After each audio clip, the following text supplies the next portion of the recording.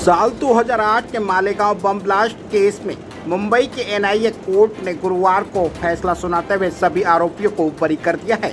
मामले में 7 आरोपी ट्रायल का सामना कर रहे थे, जिनमें पूर्व बीजेपी सांसद Sadhvi Pragya Singh Thakur, lieutenant colonel Prasad Purohit, retired major Ramesh Upadhyay, Sudhakar Chaturvedi, Ajay राहिटकर, Sudhakar धर त्रिवेदी और समीर कुलकर्णी शामिल हैं।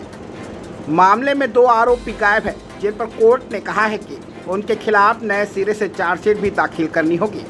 वहीं साध्वी प्रज्ञा सिंह ठाकुर की लड़ाई में हर मोड़ पर उनका साथ देने वाले उनके वकील का पूर्व सांसद गोपाल शेट्टी ने अभिनंदन किया है और कहा कि सत्य की जीत हुई और भगवा को आतंकवाद से जोड़ने वालों की हार हुई है। वहीं एडवोकेट अजीत मिश्रा ने कहा कि यह सिर्फ कानून की जीत नहीं, बल्कि यह सत्य की जीत है और उस राजनीतिक साजिश की हार है जिसने आतंकवाद को भगवा से जोड़ने की कोशिश की थी।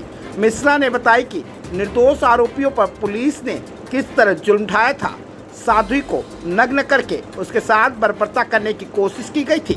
मिश्रा ने साथ ही ये भी कहा कि निर्दोष आरोपियों की गोपाल शेट्टी ने आर्थिक रूप से मदद भी की थी। आइए नजर डालते हैं सुप्रीम समाचार की इस खास रिपोर्ट पर। मालेगांव बम ब्लास्ट में जिस तरीके का मामला था, हालांकि कहीं ना कहीं अब न्याय मिल चुका है। ऐसे में हमारे साथ में गोपाल शेट्टी जी हैं। गोपाल शेट्टी जी से बात करेंगे। गोपाल जी, किस तरीके से अभिनंदन करेंगे मिश्रा जी का और केसपुरी जी?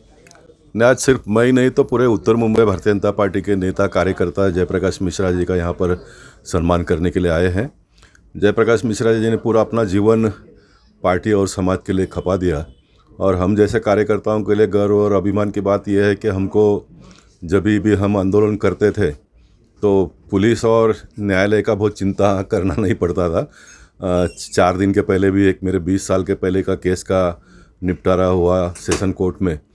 तो इस उम्र में भी हम लोगों को बुलाकर कोर्ट में ले जाकर पूरा समय देकर न्याय देने का काम करते हैं। और जहाँ तक साध्वी प्रज्ञा ठाकुर जी का जो केस है, जिस तरह से इन्होंने लड़ा तो हम लोग तो कभी कभी सुनकर हैरान हो जाते थे।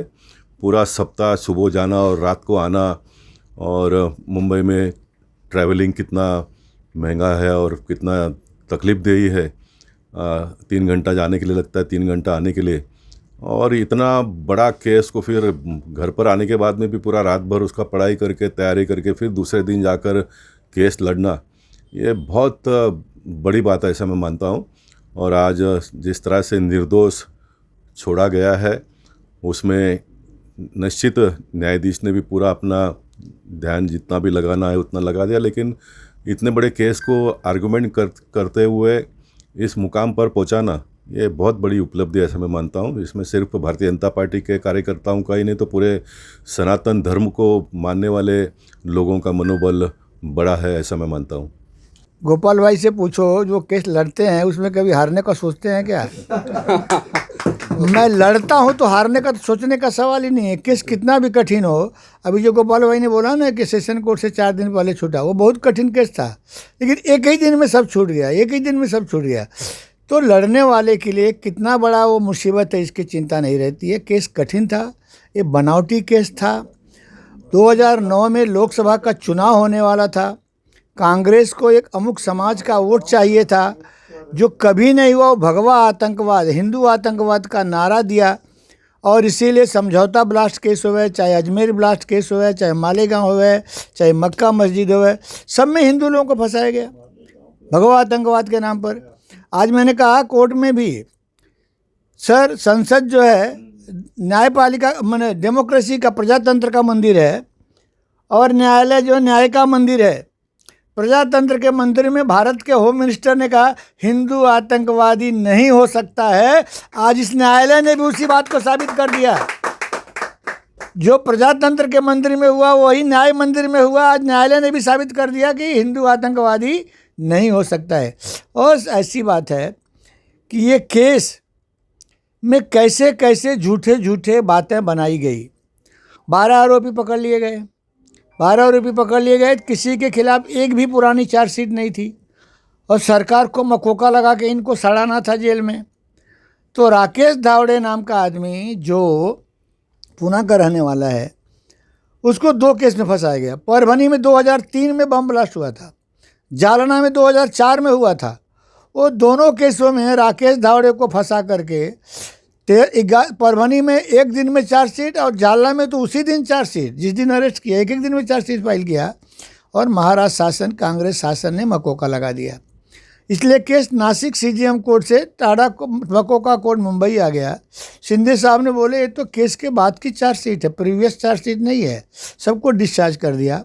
महाराष्ट्र सरकार हाई कोर्ट में अपील में गई। कोर्ट ने बोला भले ही ये अभी 2008 में अरेस्ट हुए, लेकिन केस 2003 का है। कोर्ट ने लीगल मैगजीम दिया, cognizance is taken of the offence not of the offender. फिर इसलिए वो उसको सेशन कोर्ट के आर्डर को निरस्त किया। फिर आरोपी लोग सुप्रीम कोर्ट में गए। सुप्रीम कोर्ट में 2015 में उसका निकाल लगा। सुप्रीम कोर्ट ने बोला चूंकि अभी मामला एनआईए तो इन्वेस्टिगेशन कर रही है और इसके आधार पर ये फैसला होगा कि मकोका लगेगा कि नहीं। एनआईए ने स्पष्ट रूप से अपने सप्लीमेंट्री चार्जशीट में लिखा है कि एक भी, सुप्रीम कोर्ट में लिखा है कि ये जो राकेश धावड़े को 2 केसों में फंसाया गया, उसको केवल मकोका लगाने के हेतु से फंसाया गया। और इस विषय पर एक बात बोल दूं, गोपाल भाई का इन्वॉल्वमेंट इसमें, राकेश धावड़े तो चार्ज जब फ्रेम हुआ तभी भी सब केस से निर्दोष छूट गया। भले ही उसकी वजह से मकोका लगाया, उसके ऊपर केस भी नहीं चला। साध्वी जी को आपकी अदालत में इंटरव्यू हुआ था तो उसको पूछा, उन्होंने राकेश धावड़े की इस घटना का जिक्र किया तो बोले धावड़े का हमको इंटरव्यू लेना है। साध्वी जी ने कहा मिश्रा जी से कांटेक्ट करो। मुझसे कांटेक्ट किया, मैं धावड़े से कांटेक्ट किया, रोने लगा। बोला सर खाली मेरा नाम आ गया तो आज मैं भिखारी हो गया, जबकि शिवाजी महाराज के ज़माने के पुरातत्व हथियारों को जानने वाला उससे बड़ा जानकार कोई हिंदुस्तान में नहीं है। बोले रोने लगा, मेरी हालत ऐसी है जो मैं हज़ारों लाखों कमाता था आज कुछ भी नहीं है। कहीं किसी विषय में गोपाल भाई के सामने बात हुई तो गोपाल भाई ने उसको अपनी तरफ से या पार्टी की तरफ से आर्थिक मदद पहुंचाया। मैं वो रकम नहीं बताऊंगा, मुझे शायद लगता है 5 लाख रुपए पहुंचाया हम लोगों ने उसको, 5 लाख रुपए उसको पहुंचाया। चेक दिया था, माननीय विजय पुराणिक जी अपने क्षेत्र प्रचारक थे, बोले जयप्रकाश चेक नहीं चलेगा, कैश दो तो कैश दिया। गणेश जी जा रहे थे, केशव सृष्टि में मीटिंग था तो रमेश दूसरे दिन जा करके विजय पुराणिक और गोपाल भाई। आज साध्वी जी कोर्ट में ख़त्म होने के बाद रोने जैसी हुई। बोले भले ही मैं केस से छूट गई, लेकिन समाज का देखने का दृष्टिकोण नहीं बदला है। देखता है तो आतंकवादी में आदमी होती है। कोर्ट में गवाही उसकी औरत, धावड़े की औरत वर्षा, विटनेस नंबर 302 गवाही देने के लिए आई। धावड़े तो चार्ज भी नहीं फ्रेम हुआ, छूट गया। तो कोर्ट में सामने रोते रोते बोलती है सर आपने तो हमारे पति को छोड़ दिया, लेकिन समाज हमको अलग दृष्टि से देखता है। मेरे 5 साल के बेटे को स्कूल में एडमिशन कराने गया, उसके आगे उसके बाप का नाम राकेश धावड़े है, इसलिए उसका एडमिशन नहीं हुआ, किसी ने नहीं लिया। तो बोलते साल भर के बाद बाप के नाम, उसके बाप के बाद नाम के बदले मैंने अपने बाप का नाम लिखा, तब उसका एडमिशन हुआ। तो ऐसे केसों में छूटने के बाद भी समाज के द्वारा उसकी मान अपमान होता रहता है, ये सबसे बड़ी बात है। और इस केस में हमने कहा ना, साध्वी जी के पास कभी एलियम मोटरसाइकिल थी, वहाँ पर एलियम मोटरसाइकिल मिली है, इसलिए उसको फंसाओ, यही उसकी खाली थियरी बनी। और लेकिन एलियम मोटरसाइकिल के लिए उसका रजिस्ट्रेशन नंबर क्या है, उसका चेसिस नंबर क्या है, इंजन नंबर क्या है, साइंटिफिक पूरा एक ही है। चेसिस नंबर तो रिवाइव भी नहीं कर सके, इंजन नंबर भी पूरा नहीं हुए। कंपनी का रीजनल मैनेजर, आरटीओ, उसका ऑफिसर, डीलर, सब लोगों ने बोला जब तक चेसिस नंबर इंजन नंबर दोनों टैली नहीं होगा ये वही गाड़ी है, आप बोल नहीं सकते हो, ये वही गाड़ी है। और सर कोई भी गाड़ी आप रजिस्ट्रेशन कराने के लिए जाते हो अपने नाम से तो आपको सब केवाईसी डॉक्यूमेंट देने पड़ते हैं ना। आरटीओ का बाप भी एक भी डॉक्यूमेंट नहीं दे पाया कि जिसने साध्वी ने दिया हमारे नाम पर गाड़ी रजिस्टर करो। डीलर को बोला तुमने बेचा, उसने पैसा कितना दिया, बोला हमारे पास कोई रिकॉर्ड नहीं है। एक डीलर के पास वर्षा कोऑपरेटिव बैंक सूरत का चेक है, समझे ना, वो चेक किसने दिया, एटीएस ने क्यों नहीं इंक्वायरी किया ये चेक किसने दिया और किसके लिए दिया है। ऐसे और आर्मी का ऑफिसर, भूसला स्कूल का आर्मी का ऑफिसर आया सुधाकर चतुर्वेदी के घर पर, तो एटीएस का बगाड़े करके ऑफिसर सुधाकर चतुर्वेदी घोर करके आरटीएक्स का वो ये कर रहा था, पकड़ा गया, प्लांट किया गया आरटीएक्स। कोर्ट ने क्या बोला है, कई मुद्दे हैं, जो हमारा आर्गूमेंट है उसको आप पढ़ेंगे, लिखित में आपको चाहिए PDF कर दूं मैं। सरकार ATS साध्वी जी की मोटरसाइकिल ये प्रूव नहीं कर सका, सरकार ये नहीं प्रूव कर सकी कि ये गाड़ी उनके कब्जे में थी, सरकार ये नहीं प्रूव कर सकी ये वहाँ उस समय जो उनका कौन सा त्यौहार चलता था मुसलमान लोगों का, वहाँ का रास्ता बंद कर दिया जाता था, शाम को इतनी भीड़ होती है, वहाँ कोई लोकल जिसका घर है उसको ही जाने को मिलता था, तो गाड़ी कोई बाहर वाला वहाँ लेके जा ही नहीं सकता था जबकि अंदर वाला नहीं रहे। मैंने कोर्ट में भी आर्गूमेंट किया था, घटना हुई, घटना के 10 मिनट के अंदर पुलिस वहाँ पहुँच गई, पुलिस पार्टी, क्योंकि थोड़ी दूर पर था। उस समय तक 10,000 लोगों की भीड़ इकट्ठा हुई है, फिर 5 मिनट और हुआ 15,000 की भीड़ हो गई। 15,000 की भीड़ पुलिस के ऊपर पत्थरबाजी कर रही है। और जो घटना ये शकील गुड्स ट्रांसपोर्ट है उसके दूसरे महल्ले पर सिमी का ऑफिस है, ये उनकी केस है, मेरी केस बनावटी केस नहीं है। हमने कहा ये जो सिमी के लोगों ने किया है आतंक बनाने के लिए, हिंदू मुस्लिम दंगा कराने के लिए, नहीं तो 15 मिनट के अंदर 15,000 की भीड़ कहाँ से आ जाएगी, उनको ही मालूम है हमारे लोगों ने किया है। और पुलिस तो मदद करने के लिए जाएगी ना, तो पुलिस को मारने का सवाल किधर से है।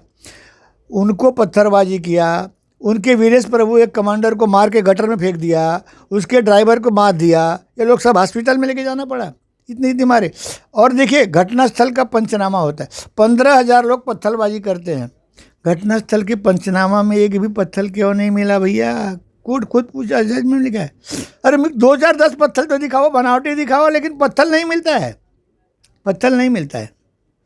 और एक एक चीज़ें ऐसी हैं कि जिसको आप सुनोगे तो परेशान हो जाओगे। अभी इनको साधु जी को 11 अक्टूबर से खाली साधु जी को नहीं, जितने आरोपी हैं सभी को 10-10, 15-15, 20-20 दिन कस्टडी में रखने के बाद अरेस्ट दिखाया गया, कोर्ट में हाजिर किया है।